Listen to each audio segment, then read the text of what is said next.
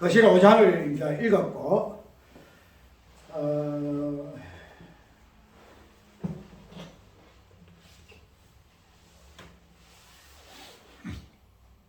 이 5장을 통해서 오늘은 5장 전체의 내용을 보는 것보다도 오늘 이 1절에 있는 그 책에 대해서 한번 살펴보려고 해요. 또 내가 봄에 보좌에 앉으시니 오른손에 책이 있으니 안팎으로 쏟고 7인으로 봉하였더라. 그 1절을 중심으로 하고 난 후에 나중에 또 그 다음에 순서대로 할 것인데, 내가 왜 이 책이라는 주제를만 가지고 오늘 하려고 하는가 하면은, 우리가 책을 이야기하면 우리 성경책 얘기잖아요. 그죠? 성경책 얘기인데, 우리가 이 책에 대해서 나 그냥 우리 가지고 있는 성경책이니까 뭐 이런 것이구나 이렇게 생각을 하는데, 그렇기 때문에 그냥 성경책에 하면은 예수님이 또 예수님 이야기 나오고 그 다음에 예수님을 구원하시는 그런 부분 넣었는데, 그렇게 해서 보니까 우리가 그냥 이 책에 대해서 그런갑다 하는 뭐랄까? 간념이랄까? 그런 식으로 책에 대해서 대하는 수가 많아요. 어쨌든 우리가 이 책이란 요거는 우리 신앙생활의 어떤 지표예요. 신앙생활의 지침서고, 우리 모든 삶의 하나의 그런 부분을 볼 것 같으면은 이 책이라는 요 개념 자체가 우리의 어떤 신앙의 어떤 뭐랄까 그 염두에 결코 벗어나는 그런 일 없어요. 그래서 어떤 사람은 성경을 뭐 100독을 하니 뭐 200독을 하니 성경 암송을 어떻게 하니, 또 지금 보게 되면은 성경 암송하는 그런 것도 있고 그런 게 있잖아요. 그래 성경을 많이 읽고, 보통 뭐 좀 혼자 사람들은 뭐 100독은 다 해요. 100독 넘어가고, 또 별난 사람들은 500독까지 하고, 그래서 어떤 성경 뭐 한 권 자체를 그냥 다 외우는 사람도 있고, 그래서 책에 대해서는 우리가 신앙생활에서는 결코 빨리 뺄 수가 없어요. 그런데 이 책에 대한 내용이 오늘 요 계시록에 나와요. 그렇기 때문에 오늘 우리가 일상적으로 가까이 하고 있고, 또 그냥 뭐 앉아서나 이 말씀 보기도 하고 암송하기도 하고 그렇게 하는 이 책에 대해서 과연 성경에 무엇을 의리하기를 지금 하고 있는가 하는 부분을 한번 살펴보려고 좀 그래요. 요점 뭐인가 하면은 이 책에 대한 내용에 대해서 우리가 오늘 또 조금 끌꾸른 그런 설교가 좀 될 거예요. 그런 설교가 되어서 또 제목사 또 좀 엉뚱한 소리를 하나 하는 그런 부분은 없지 않아 있을 것 같아요. 그런데도 뭐 성경책에서 말하고자 하는 부분이 있기 때문에 그런 부분은 그냥 체면 때문에 안 할 수가 없다는 거예요. 그래서 오늘 1절에 있는 그 책에 대한 그 개념이 나오는데, 이 책을 앞에 보게 되면은 손에 책이 있다. 보좌의 오른손에 앉으시니 오른손에 책이 있다. 이렇게 이야기하고 있고, 안팎으로 섰다. 그 다음에는 7인으로 봉하였더라. 그래서 이 5장 1절에 있는 이 말씀 속에서도 우리가 각 주제를 가지고도 충분히 깊이 있게 다룰 만한 내용들이 나와요. 그런데 오늘은 어쨌든 그런 부분들은 뒤에 또 다음에 할 것이지만은, 현재 오늘 제목이 뭐예요? 수요일이니까 좀 이렇게 좀 깊이 있게 하려고 했는데 깊이 할 수 있는 시간이 그게 없으니까 오늘 제목이 안팎으로 쓴 책이라. 안팎으로 쓴 책. 우리 성경을 이야기하게 되면 보통 무엇을 이야기하죠? 성경은 언약으로 이야기를 하잖아요. 언약책이라. 그래서 성경은 신약과 구약을 통해서 신약은 구약은 구약이고 옛날 약속이고 신약은 새로운 약속이고 그래서 신약, 구약, 신약으로 그래서 언약으로 또 이야기를 하잖아요.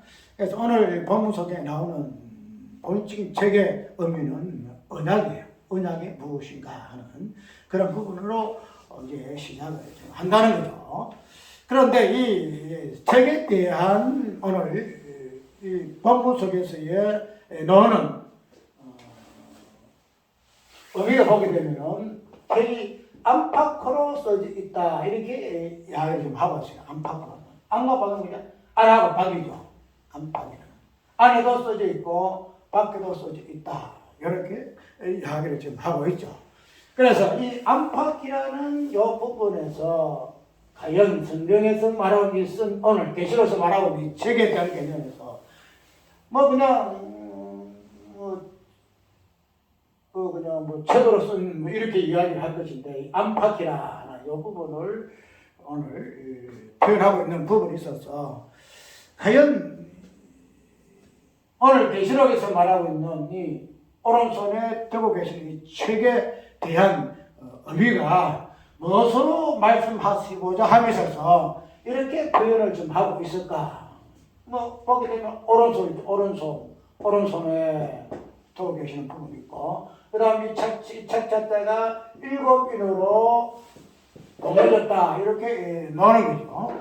그 나오는데, 이제 그런 부분들 조금 생각을 좀 하고, 이 책에 대해서의 어떻게 이 책이 기록이 되어 있는가, 내용은 이제 다음에 볼 것이고, 안과 밖으로 책이 써져 있다는 거죠.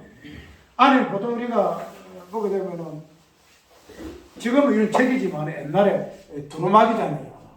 두루마리. 그렇죠? 계시록에도 바그다에도 있고, 저 하박국이에요. 그도 보면 두루마기도 있고, 거기 되면은 그때 당시에 책의 개념은 지금이야 뭐 이렇게 딱 되어 있지만은 옛날에는 하나 쫙 펼치게 되면은 볼 수 있는 그런 개념이에요. 어쨌든 책이라는 것은 안에 내용을 담고 있기 때문에 그 부분에서 오늘은 안팎으로 써져 있다 이렇게 이야기를 좀 하고 있죠. 우리 책 자체로 이제는 안과 밖으로 이렇게 되어 있다 이렇게 이야기를 하고 있는데 우리가 안과 밖은 어쨌든 안하고 밖이잖아요. 안하고 밖인데 우리가 이 안팎이라는 이 개념 속에서 우리는 무엇을 보죠? 안하고 밖. 안에도 써져 있고 밖에도 써져 있다는 거죠.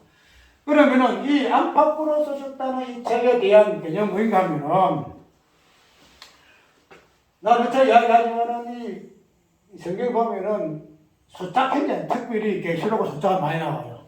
7이라는 게 많이 나와요.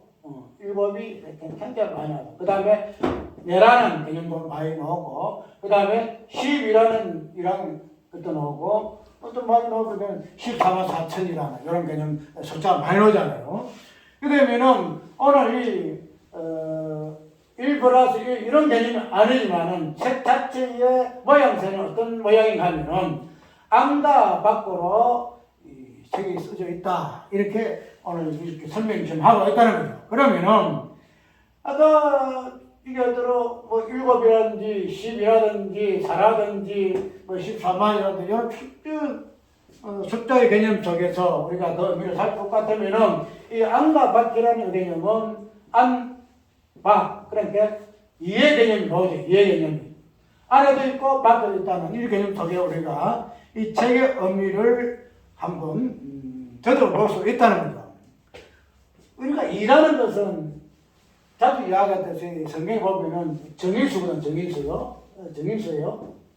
정인. 구약의 정인은 한 사람만 가지고 되는 게 아니잖아요. 정인을 통해서 두 사람, 내가 이 사람 정인합니다. 두 사람 해야 이게 사건이 형성이 돼요. 그래서 정인은 두 사람이, 이는 정인의 수인데, 오늘 이 안팎으로 있었다 하는 이 부분에서 1차적으로 우리는 무엇을 봐야 하냐면, 정인의 개념도 있지만 우리가 성경 전체에서 일하는 개념 속에서 어긋하게 보여지는 부분은 뭔가 하면은 첫째, 아까 우리가 구약과 신약의 개념 넣었죠. 구약의 개념, 신약의 개념 또 넣었죠. 그 다음에 또 뭐가 나와요? 율법과 복음도 넣어줘. 그냥 복음이 있는 것이 아니잖아요. 율법이 있는 것도 아니고 율법과 복음이 있잖아. 그 다음 또 보면은 그러니까 자사람들은 행함의 개념이 있고 믿음의 개념이 나오죠. 그 다음에 또 무슨 개념이 나오면은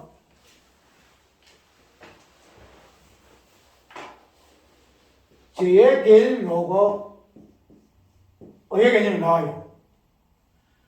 그 다음 마지막으로 뭐 하는가 하면은 십자가 개념이 나오고 부활의 개념이 나와요. 그럼 항상 양면성이에요. 양면성.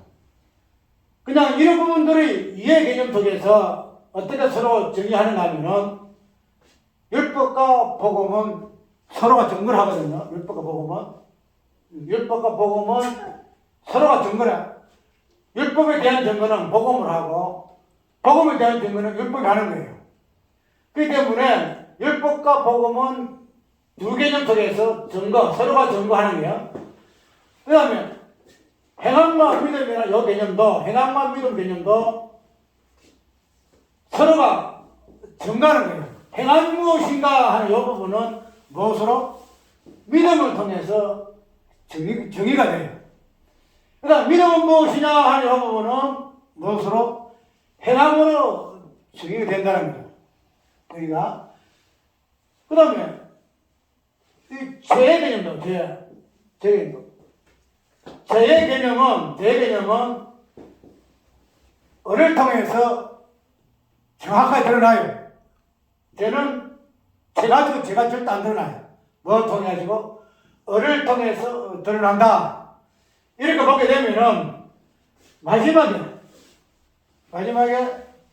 십자가 요 개념도 십자가 요 개념만 가지고 와서는 십자가 개념 이해를 못해요. 제대로 이해 못해요. 무엇이 있어야? 부활이 있어야 십자가의 개념이 정확하게 이해돼요. 우리가 일반적인 개념 속에서 빛하고 어둠 속에서, 그죠? 저번에 이야기했죠? 빛하고 어둠 속에서 빛의 개념은 어둠을 통해 설명되잖아요. 어둠도 빛을 통해 설명되어주는 거예요. 서로 증거하고 보완하는 거예요. 그런 부분으로 우리가 저번에 삼일제신에서 성부와 성령 관계가 보았는데 오늘 이 부분에서 한번 살펴본 부분이 뭐인가 하면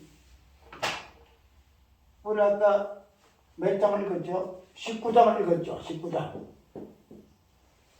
19장을 읽었는데 이 19장에서 나오는 내용이 뭔가 하면은 아까 뭐가 나왔죠? 8절 뭐죠? 세마포가 나오고 이 부분을 성도의 옳은 행실이라. 옳은 행실이로라. 옳은 행실. 그러고 되면은 우리가 옳은 행실이라는 즉 우리 행위라든지 행함이라든지 이 부분을 분명히 언급을 지금 하고 있고 그 다음에 이 부분에서 20장에 보게 되지면은 이 부분을 가지고 무한 심판이에요. 심판. 무엇에 대한 심판이죠? 행위의 심판이라 이래요. 행위의 심판. 우리가 옛날에는 지금 그런 말을 잘 안 쓰는데 옛날에 이 부분을 가지고 책을 2개를 봤거든요. 책을 20장에 보면 책 2개 나오잖아요. 하나는 생명책이고 하나는 명체 행위록이라 이래서 우리는 옛날 행위록 그래서 이 부분을 굉장히 간결을 많이 해요. 예. 봐라, 이 성경에 봐봐라. 생명책이 있는데 그 다음에 행위록 책도 있지 않느냐. 그러니까 우리는 이 행위록 때문에 각자의 자기의 어떤 행위 때문에 그거를 기준으로 해서 뭐 한다? 심판을 받는다. 이걸 강조를 굉장히 많이 했어요. 지금 행위록을 자체를 거의 안 쓰다시피 했는데, 옛날에 해도 이 행위록이라는 말을 자주 썼어요. 행위록이 책이 있고, 책이 두 개 있다. 하나는 생명책이고, 하나는 행위책이다. 그러니까 우리가 이 행위책의 이 부분을 가지고 우리가 심판을 받기 때문에, 우리가 믿음의 행위에 대해서 우리가 어떻게 소홀히 할 수 있겠느냐. 이렇게 해서 굉장히 이걸 강조를 많이 했어요. 그런데 오늘 이 부분에 대해서 그냥 옛날에 행위록이라는 이 부분들이 지금은 그냥 행위 없고 그냥 믿음으로 구원 받았으니 행위 이 부분에 대해서 우리가 그냥 막 성경에 그렇게 되어 있지만은 그 부분에 대해서 다른 의미를 가지고 이 부분을 접근을 하는데, 그런데 아까 얘기대로 오늘 본문 속에가 전부 안팎이죠. 안팎이면은 분명히 책은 하나인데 요거 책의 어떤 모양새는 안과 밖으로 두 권으로 되어 있단 말이에요. 아까 이런 얘기했죠. 그런데 이 두 권의 의미가 오늘 20장에서는 어떤 개념으로 생명책하고 행위책하고 이렇게 나눠진다는 거죠. 이렇게. 그런데 우리가 이렇게 분명히 생명책하고 행위로 나눠지지만은, 그러나 그 전체의 개념은 안팎으로 쓴 책으로 한 권으로 보여야 돼요. 한 권으로. 그런데 그 내용을 보게 되면은 생명책하고 행위의 책으로 되어 있다. 이게 이제 안팎으로 썼다 하는 의미가 된다는 거죠. 그러면 우리가 이 행위라는 이 개념 책에 이 책이 있는데, 분명히 말씀 속에 이 행위를 통해서 심판을 받을 것이고, 그 다음에 어떻게 해요? 이 행위에 따라서 이 보게 되면은 행위를 통해서 심판을 받는 사람은 그 대해서 행위가 잘했으니까 너는 천국 가고 생명책에 기록되고, 너는 이게 아니니까 이 행위로 책에 기록된 대로 너는 어디 간다? 불법에 간다. 이렇게 이야기를 지금 안 하고 있어요. 행위록이라는 이 책에 대해서 거론할 때는 무엇을 이야기하면 죽은 자라 이래요. 죽은 자라는 개념 속에서 이 행위를 다루거든요. 그러게 되면 이 죽은 자의 이 개념 자체가 벌써 심판의 개념이다. 심판의. 그런데 이 부분을 가지고 오늘 행위록이라는 이 책을 통해서 이 부분을 심판을 한다는 거다. 자, 그러면은 우리가 오늘 본문 속에서 나오는 5장에서 나오는 이 책은, 안팎으로 쓴 책은 분명히 아까 양해대로 뭐가 있어요?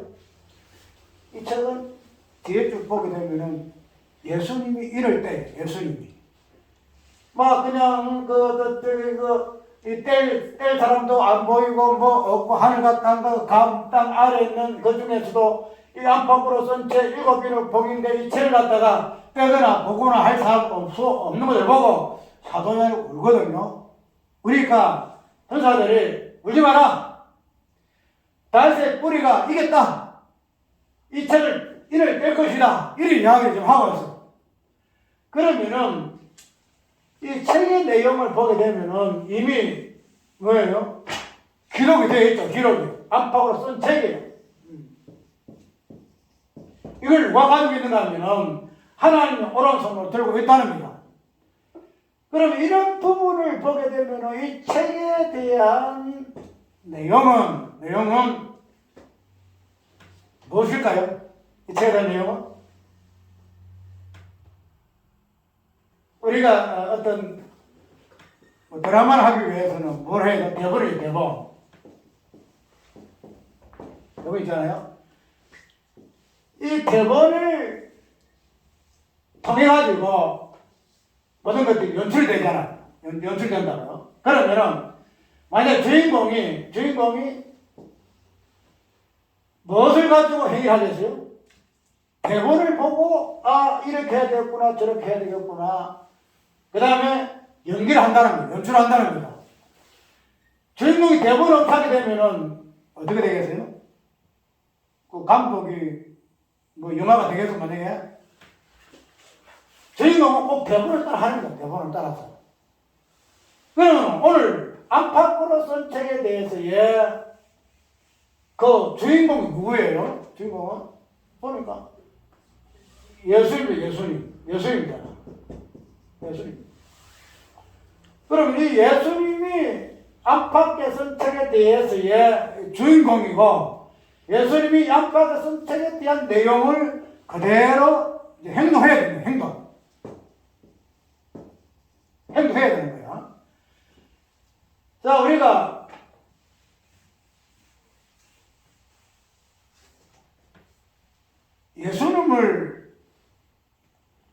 예수님께서 오셔가지고 이 땅에 구속사에 의미의 십자가 죽으시고 부활하셔서 예수님께서 우리를 구원하셔서 이렇게 이야기를 보통 많이 하죠. 그런데 그런 부분에서 오늘 이 안팎이라는 선책에서의 하나는 생명이고 하나는 행위의 관점에서 이 부분이 비춰지거든요. 그러면은 이 안팎에 쓴 책의 내용은 예수님이 뭐 하네요? 행동하는 거예요. 행동하는데 그 행동하는 그 의미의 부분에서 뭐 하는가 하면은 행위의 개념이 나온다는 거예요. 우리가 보통 신앙생활 할 때 구원에 대해서 이야기할 때에는 우리 행함으로 구원받았다 이 이야기 안 하잖아요. 믿음으로 구원받는다 이 이야기 하기 때문에 그냥 행함은 구원의 관점에서는 빼잖아요. 그래서 이 행함이라는 요 부분에서는 우리는 뭐 기본적인 신앙 있는 사람은 행함을 이야기를 안 해요. 그런데 아까 우리가 19장을 보게 되니까 세마포 개념이에요. 세마포 개념이 나와요. 그러면은 이 세마포에서 나오는 개념은 아까 성도의 행함이다, 행실이다. 옳은 행실로 이 이야기를 하고 있다는 거예요. 그러면 이런 부분에서 분명히 성도의 행위가 있다는 거죠. 행함이 있다는 거예요. 그럼 이러한 행함이라든가 행위라는 이 개념은 즉 세마포에서 나오는 성도의 옳은 행실이나 이 개념은 어디에서부터 출발되었을까? 어디에서부터? 양계대로 오늘 예수님이 이 안팎으로 쓴 책에서의 주인공으로서 이 쓴 책의 내용 그대로 이제 이 땅에 내려오셔가지고 당신이 행동하시고 행함하신 분이 예수님의 사역이거든요. 그러면 우리가 이때까지 이러한 행함이라는 요 부분이 있어서 믿음으로 구원을 받으니 우리가 행함이라는 요 부분에 대해서 우리는 조심스러워해야 할 것이고 삼가해야 할 것이다. 이렇게 보통 이야기를 많이 하잖아요. 그래서 믿음으로 이 부분을 이야기했죠. 그래서 행함에 대해서는 구원은 이 부분이고 또 행함을 이야기한다 할지라도 어떻게 해요? 행함 이 부분에서는 하나의 상급으로 이렇게 보통 나누어서 행함을 조금 설득 끼워 넣었잖아요. 그런데 우리가 이 행함이라는 이 자체 특별히 19장에 나오는 성도의 옳은 행실이나 이 부분을 보게 되면은 행함이라는 것은 우리 신앙생활의 본질적인 부분이야. 본질적인 부분. 맞아요. 그런데 이런 본질적인 이 부분이 과연 오늘 19장에서 말하는 성도의 옳은 행실이라는 이 개념 속에서 어떻게 접목을 시킬 것인가? 분명히 개설의 성도의 옳은 행실을 통해서 하나님이 칭찬하시잖아요. 성도의 세마포를 입고 성도의 옳은 행실이다 하는데 그럼 하나님이 기뻐하시는 그 행함이라는 이 부분을 대해서 또 다른 성경에 보게 되면 어때요? 구원의 관점에서는 완전히 정죄하잖아요. 어이 믿음으로 이렇게 이야기하는데, 그러면 이러한 행함이라는 요 부분, 계시록에서 이야기하는 요 부분, 그 다음에 로마서 말하는 믿음 대신에 행함이 정립하는 요 부분을 어떻게 우리가 조화를 시킬 것인가? 여기에서 한번 들어보자. 우리가 오늘 이 안팎이라는 이 개념 속에 보게 되면 아까 말해서 생명의 개념이 나오죠. 생명의 개념이 나오거든요. 분명히. 또 여기는 행위의 개념이 나와요. 그런데 이 두 개가 지금 하나예요. 하나. 이 중 하나. 그러면은 이런 부분에서 행위의 개념하고 생명의 개념하고를 어떻게 조화시킬 것인가. 분명히 안팎으로서는 하나의 책의 내용이에요. 생명도 있고 행위도 있다는 거예요. 그러면은 우리가 알고 있는 행위에 대해서는 어떤 관점에서 생명과 접목을 시킬 것인가? 해볼 수 있습니다. 그걸 해야 우리가 내가 그래요. 이걸 알아야 우리의 하라 하는 이 부분에 대해서 뭐랄까요? 자신있게 이야기할 수 있어요. 자신있게. 우리가 신앙사람인데 행함 하지 마라 기도하라 이 부분에 대해서 우리가 이때까지 하지 마라 봉사하지 마라 이렇게 다 했는데, 그럼 행함에서 행함의 책이 행해진 부분에서 어떻게 생명이나 이 부분과 연결시켜서 이 행위의 부분을 끄집낼 건가? 이거를 좀 깊이 있게 생각 좀 해봐요. 우리가 16장인가 보게 되면은 내가 이걸 자제해야 되는데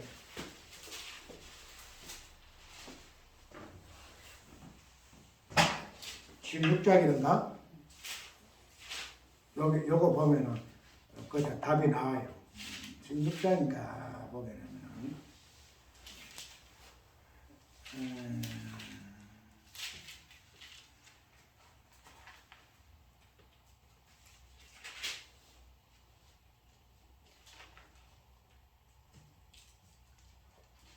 무슨 말씀인가 하면은 여기에 장세 후에 농민되지 아니한 자들은 이런 말이 나와요. 여기 보게 되면 내가 또 찾아 나온 건데 여기 또 찾겠네. 보게 되면 장세 후로 농민되지 못한 자 이렇게 그거 한번 찾아봐봐요. 농민되지 못한다 해가지고 장세 후라는 요 개념을 써놨어요. 그래서 농민은 뭐예요? 기록이죠. 책에 기록되지 아니했는데 이리 왔다가 장세 후에 이리 이야기해요. 장세 후에 무슨 말이냐면은 장세 후라는 요 개념은 뭐야? 사물이 이제 활동하는 사물이 이제 규조가 돼가지고 각자의 어떤 자기의 어떤 규조의 어떤 그걸 따라서 행위를 하잖아요. 하늘은 하늘대로, 땅은 땅대로, 바다는 바다대로, 사람은 사람대로 행위를 해요. 장세 후에는 한 거예요. 그런데 이 장세 후에 농명되지 못한 자, 장세 후에는 무슨 말이냐면은 농명이라는 것은 분명히 책에 기록되는 것은 농명이라 이렇게 이야기하는데, 그 농명이라는 이 개념을 장세 후의 개념으로 이야기를 좀 하고 있어요. 그게 무슨 말이냐면은 농민되지 못한 자, 지나에는 생명체에 농민되지 못한 자, 이 자들은 어떤 자들이에요? 장세 후에 있는 사람, 장세 후에 있는 사람. 13장 8절이네. 13장 8절. 내가 읽읍시다. 자, 여기는 말이에요. 8절. 죽임을 당한 어린 양의 생명체계 장세 이후로 농명되지 못하고 이 땅에 사는 자들은 다 짐승에게 경배하리라. 경배하리라. 그러면 뭐죠?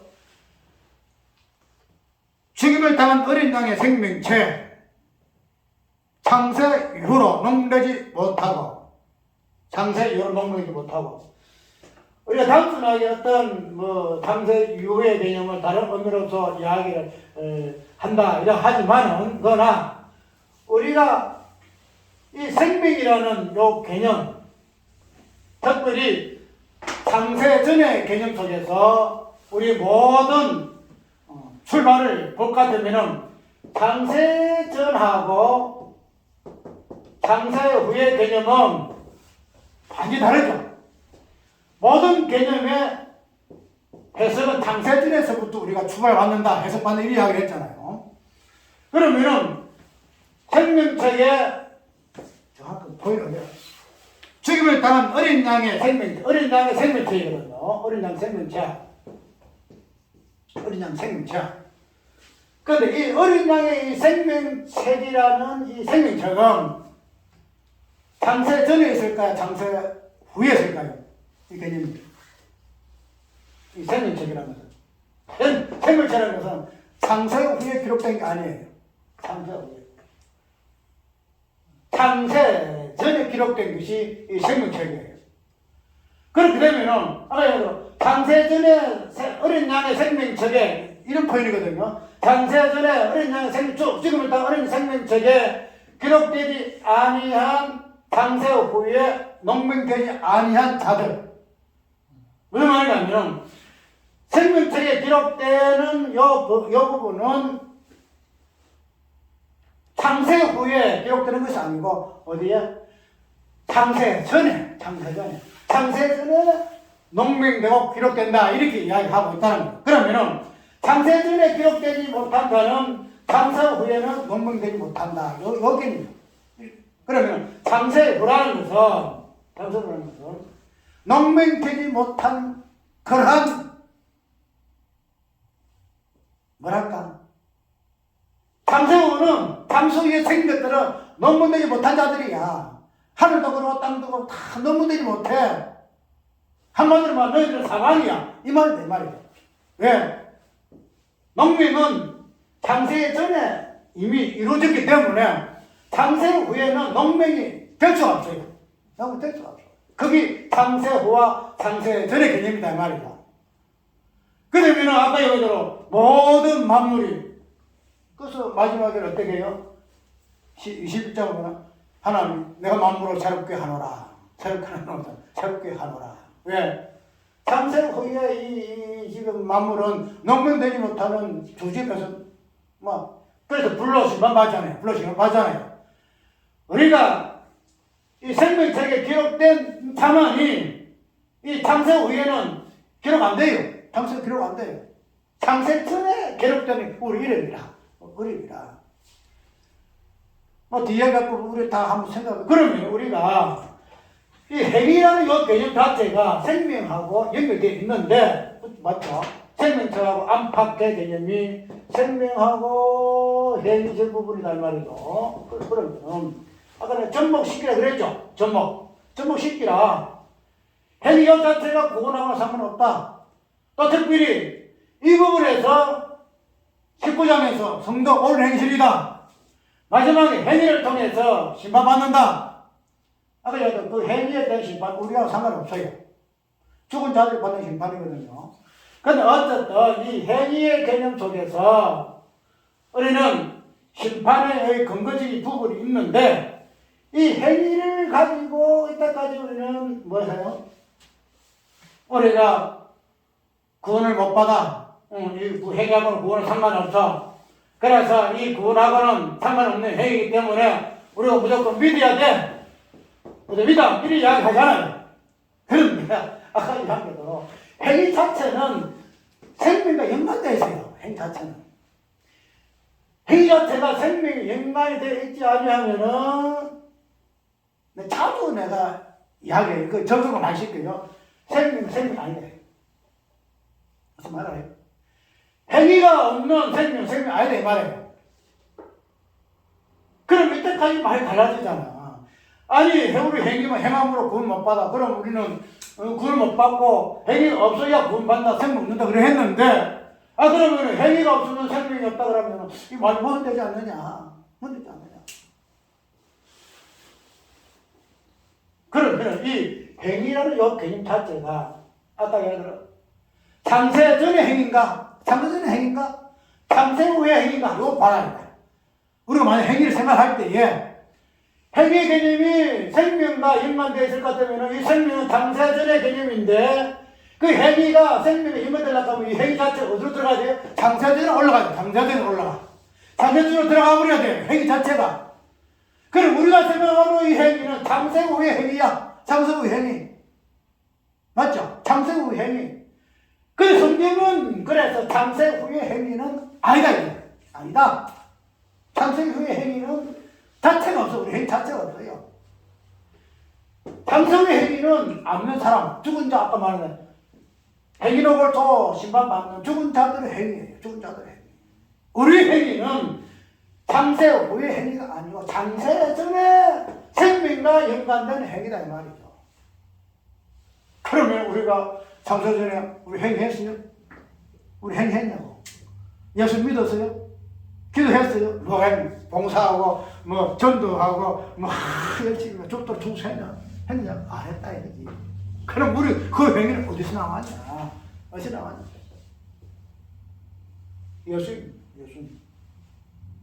예수님이야.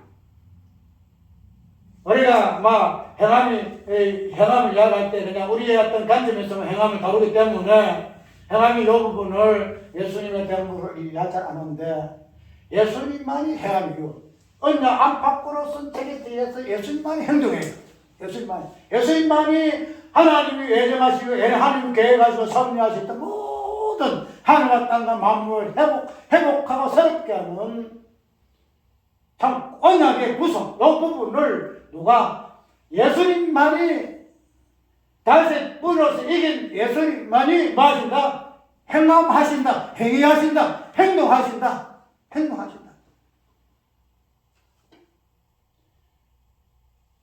이 안팎의 내용은 창세전에 쓴 내용이거든요. 예수님 이 땅에 오셔가지고 예수님 이 땅 왔으니 이 땅에서 이렇게 하라 이렇게 쓴 게 아니에요.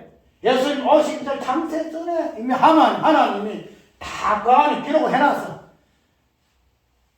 정작 예수님은 어떻게 해야 할 것이다. 창세 전에 다 기록을 해놨어. 그대로 그냥 예수님은 이 땅에 내려와서 아버지가 일하시 나도 일한다는 그런 계획 이 땅에서 일을 하신 거야. 그렇기 때문에 우리가 예수님이 이 땅에서 행함이 뭐예요? 행함은 뭐예요? 다른 거 없어요. 십자가, 부활, 이 두 가지는 행한 거야. 나 저번에 한번 자주 이야기하잖아요. 우리 행함이라는 이 부분을 단순하게 그냥 유대인들이 예수님과의 변론 가운데서 그냥 정작 자기들은 뭐하고 그들의 행함이 무슨 뜻이에요?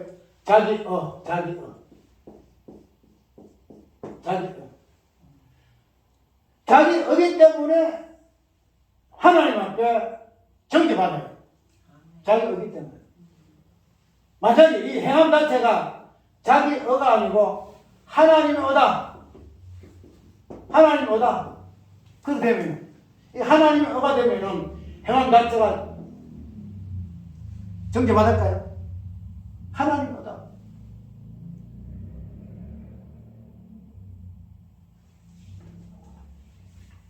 행함이라는 이 부분을 내가 저번에 강조했는데 행할 때에 자기 의를 드러내는 행함을 하지 마라. 무엇을? 자기 죄를 드러내는 행함을 하라.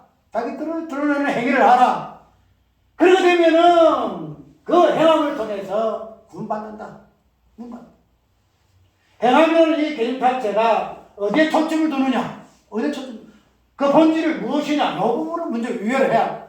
유대인들은, 이스라엘 백성들은 구약의 모든 부분들은 자기 어를 내가 얼마나 신앙이고 내가 얼마나 신앙이고 난 아브라함 자손이고 뭐 어떠고 내 편에는 중국 관련 뭐가 있어. 여기 이스라엘은 유대인들의 행하는 특징이잖아요. 그래서 기도할 때도 뭐예요?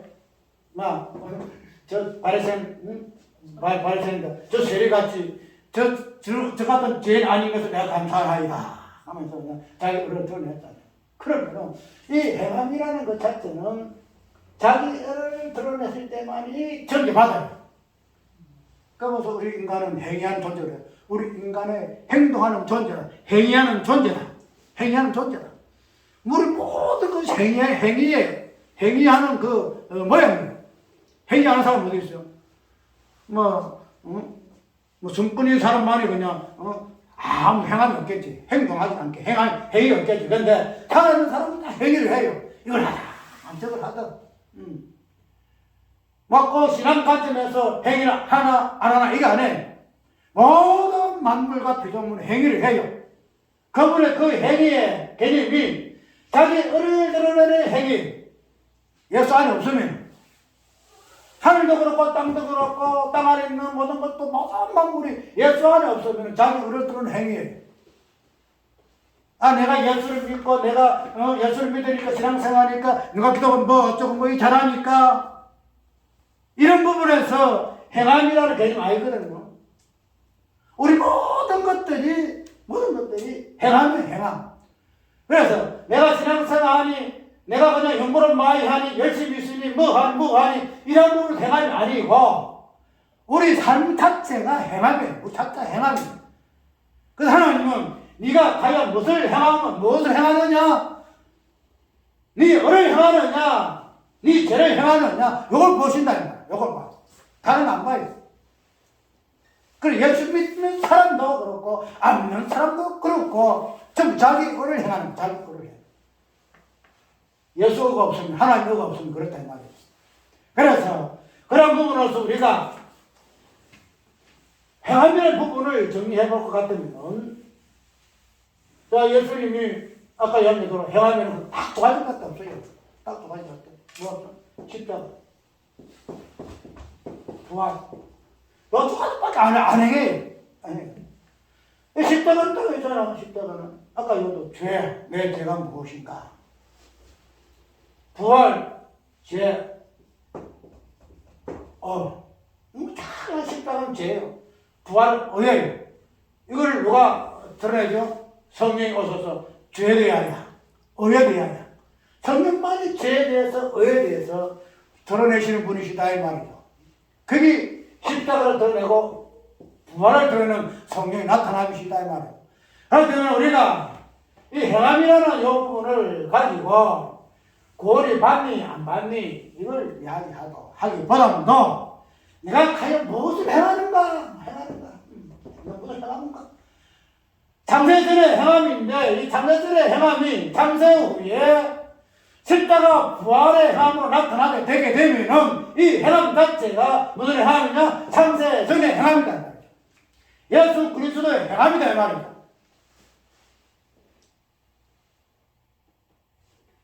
오늘 안팎으로 썼다는 책, 이 행함 부분 분명히 생명 책도였어요.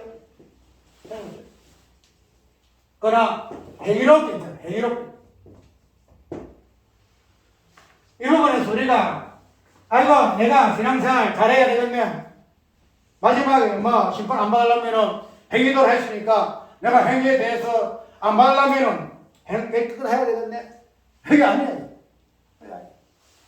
그런 부분은 행위가 아니고 이 행위록에 20장에 나오는 심판은 죽은 자의 그래서 이 행위록으로 통해서 심판이 언급이 되어 있고 이 사람들 다 엄부 다 들어가요. 엄부에 불모 다 들어가고. 그래서 이러한 생명책과 행위록을 하나의 책으로 안팎으로 쓴 책이 5장에 나오는 사도 요한이가 본 책인데 이 개념 속에서 행위와 안과 밖과 행위와 생명의 개념이 있었는데 이 행함에 대해서 오늘 살펴본 부분이 창세전에 예수 그리스도를 통한 행함 그 다음에 장세 후에 행함 그 자체가 농민되지 못하는 그런 행함 자체가 장세 전에 행함은 아니기 때문에 아무리 행함들 그게 무슨 동맹이 되겠어요? 그러니까 행위록을 통해 가지고 심판받죠. 심판받을 수밖에 없다는 거죠. 우리가 행함이라는 그 부분은 성경에 그리 검면을 하고 있고 근하고 있는 그 내용은 창세 후에 내가 예수 믿어서 금방 위한 행함이 아니고 창세 전에 예수 그리스도 안에 있는 그 행함에 의해서 농명을 받았기 때문에 내가 이 땅에서 무엇을 하신다? 하나의 십자, 행함의 본질 되기는 십자가와 부활을 행할 수밖에 없는 성도가 되어있습니다 하는 부분으로 우리가 이해를 해야 합니다. 그래서 행함은 십자가 부활밖에 없다. 행함 십자가 부활밖에 없다. 그래서 이 십자가 부활 말로 십자가 아까 저는 십자가는 십자가 부활은 뭐가 나타난다고 그래요? 성령이 나타나요. 그러니까 제 성령이가 나타나. 정말 도적과 기사. 도적 기사가 뭐 특별한 뭐 어떤 뭐 유별난 그런 것. 이 자체가 도적 기사 십자가잖아. 도적 기사 십자가거든. 도적 기사 십자가. 뭐 백납고 막 이런 것들이 결국은 십자가 부활을 지향한다는 거예요. 나타난다는 거예요.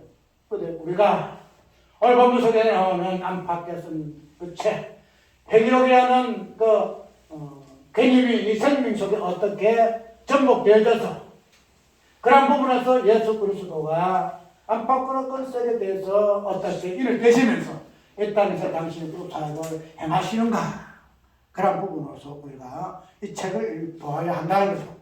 왜냐하면 이 부분이 있으니 나중에 뭐 아까 13장에도 나오고 뭐 세마포도 오르냉식도 나오고 나중에 행위록에 대해 심판받으니 우리가 이 부분에서 이리 해야 되네. 그게 아니고 창세전에 이 안팎에 있었던 이 의미에서의 개념이 무엇인가 하는 부분, 성도의 오르냉식이 과연 무엇인가 하는 이 부분 통해서 우리가 다시 행함이라는 이 부분을 새롭게 정리한 시간 되기를 바랍니다.